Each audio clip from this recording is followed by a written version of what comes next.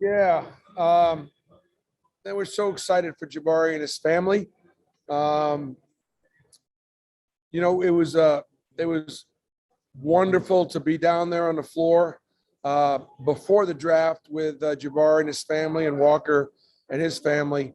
Um, those guys were two of the easiest guys I've ever coached, and they've got such great people around them. I just couldn't be happier.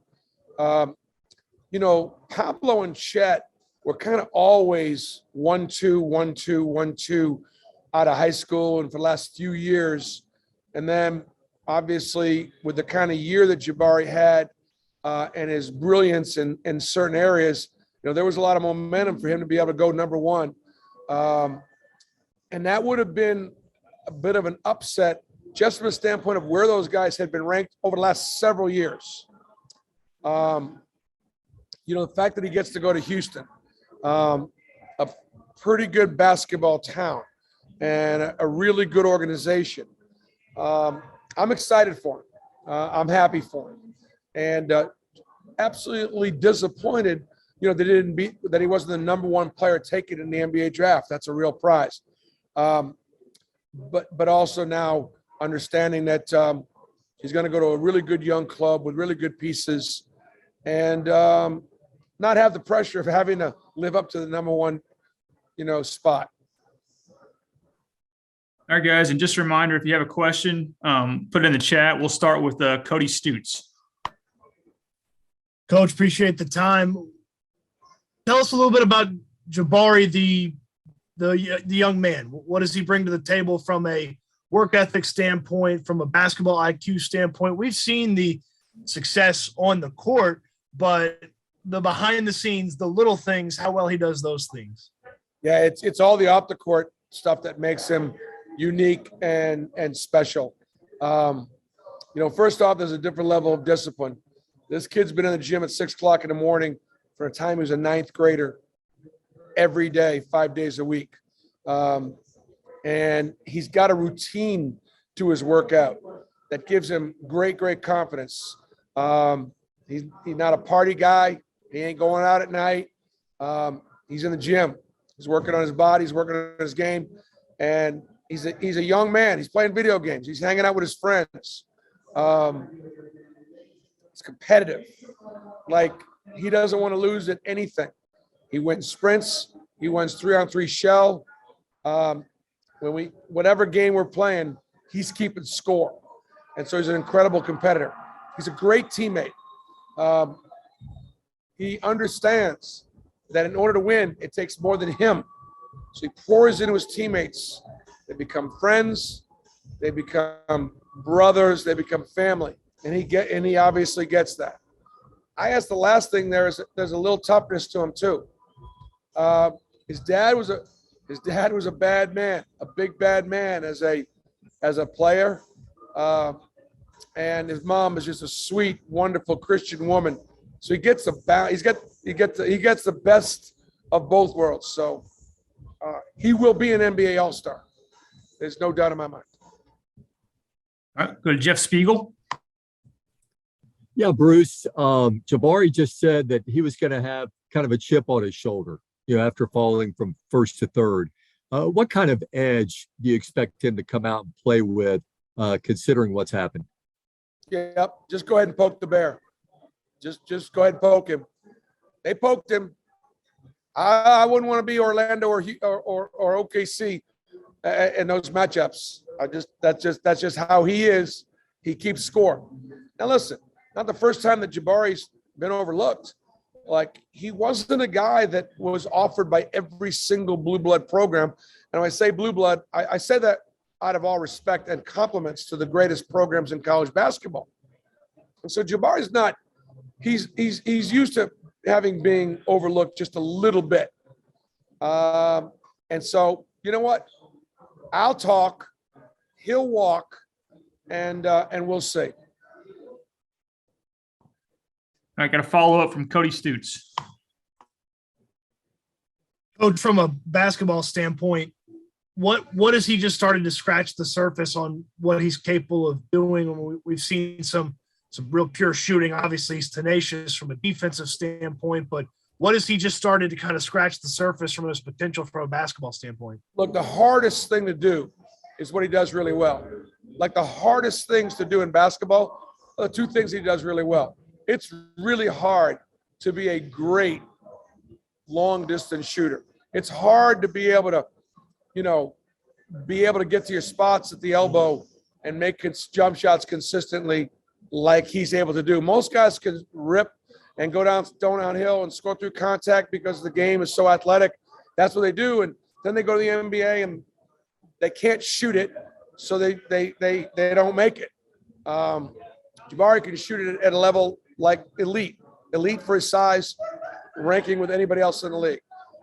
And yes, he can sit down and guard 1 through 5, so he can switch. He's incredibly versatile. I think his rip game is really good. He can go by you. He can go by you with either hand, right or left. I think the thing that he'll work on the most will be his ability to make plays for others in the half court, like go in there, create, get in the lane, and be able to drop off some dimes. In the full court, he'll get a rebound, he'll push, and he can put that ball down the floor. He can stop and pop. He can get to the rim, and he can also pass off the break. So kind of an answer to your question, a half-court dribble penetration, make plays for himself and others, that'd be the one thing that he'll probably be working on the most at the next level. Coach, that's all we got in the chat. I had one last one to follow up. I want to ask you about the billboard on Times Square. What was it like seeing that, the Auburn billboard in New York City? You know me. I looked at it. My eyes got watery. I thought about Charles Barkley. I thought about Bo Jackson. I thought about Cam Newton. I thought about Pat Sullivan. I thought about Frank Thomas. I thought about Cody Mize. I thought about our coaches back at Auburn. Times Square, New York. This is it, right? It doesn't get much bigger than that. And there we are. This little small school in Auburn, Alabama, right? That's competing against the big boys. A program that's been ranked in the top 10 for the last 5 years. And yeah, there we are. With Jabari's picture, with Walker's picture, my picture, and the picture of a whole team. Loud and proud. And in Times Square, New York. So happy for Walker and his family. Walker has had to carry the weight of a lot of people that have doubted him. A lot of people second-guessed him, didn't think he was good enough for a long, long time. And he had to fight that, that'll affect your confidence sometimes. But Walker's got his own inner confidence. And he also knew that his friends and his family and his coaches at Auburn believed in him and empowered him and trusted him. And he delivered in a huge way. I felt like Walker affected the game as much as any player in college basketball. He dominated the rim on both ends of the floor. And so, and at the same time, I think his game really translates to the next level. So he's a pro. He trains like a pro. He's obviously a great rim protector. And he's going to be a really good NBA three-point shooter. And I think he's an NBA center, the future of where the NBA is. So it's where we thought he could go, and we're really pleased for him. 2 in the top 22. All right, Coach, we've got a couple of new folks that weren't on last time, so might get some questions about Jabari and Walker. We'll start with Mark Murphy. Yeah, Bruce, I wanted to ask about how much did Walker improve from the last summer when you first started working with him until the end of the season? Walker improved a lot. When Walker first came to campus, we actually had to shut him down for about a month because of he had worked so hard and trained so hard that he actually had some tendonitis. And so as a result, he was a slow starter in the summertime. But you could see as he got his legs underneath him, got to work in the weight room with our strength and conditioning coach, Damon Davis, his body started to get fresh, and then his body got jumping and alive. And, and when that happened, obviously, he started to play, really, really well. And so I would say there's no question that Walker, did improve a great deal for the time, we had him in the summertime, through the season. Go to Justin Hokanson. Hey, Bruce. I guess what does it mean to the guys on your team now when you have a chance to get back there? I know it's about Jabari and Walker, but I am curious about the team now seeing two guys that they've played with. A lot of them now go in the top 22. It's not just a guy a couple of years ago in Okoro. It's two guys that they just played with go in the top 20. What do you think that'll do to them heading into next season? Well, I could tell you, like, for example, I do believe that, like, both Jabari and Walker are grateful for their teammates, because without their teammates, Jabari and Walker wouldn't be here in Brooklyn today getting picked 2 and 22. Like, for example, it was the Breakfast Club with Wendell and Jabari and a couple other guys. And Jabari's never going to forget that Breakfast Club. He wasn't in there by himself. He was in there with a couple of his coaches, and he was in there with Wendell and several of his teammates. And that's something they're going to remember forever. And certainly Walker had his posse, his teammates that supported him, and they hung out, they did things together, and obviously together they won a championship. I do think it gives the guys confidence to see what's possible. This is now, because I consider Walker a one and done. This is now 5 one and dones in 3 years at Auburn. And every one of those guys worked at it. Every one of those guys, stop and think about Isaac Coro, JT Thor, Sharif Cooper, Jabari, and Walker. All of them are gym rats. All of them wanted to be pros. All of them trained like pros. They were all from Atlanta. And they came to Auburn, and they lived their dream. Hey, what does this say to an Auburn student? You're a student at Auburn, and you got Suni Lee, and you got, Sonny DeShera, or Tanks Bigsby, or Jabari Smith. It just tells our students, you come to Auburn, you can do anything. All right, guys, got time for just a couple more. We'll go to Justin Ferguson next. Bruce, now that it's happened, what does it mean to you to, be the first coach and for Auburn to have kind of the first pair of first rounders in program history, considering the NBA history of a program like this? Well, you know what? History matters. Like I told Butch after they lost the last game, I said, Auburn baseball made history. We won a game in the College World Series. Hadn't happened in 25 years. We've been a College World Series 2 out of the last 3 years. Y'all made history. And so that's what we've done tonight. Having 2 players taken in the first round, we just added to the history of Auburn basketball.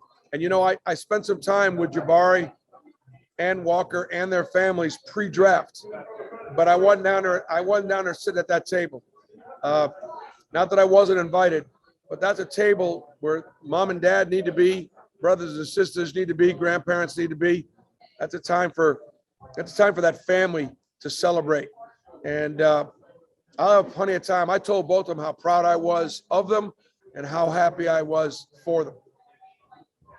I'm going to wrap you up with a question from Tom Green.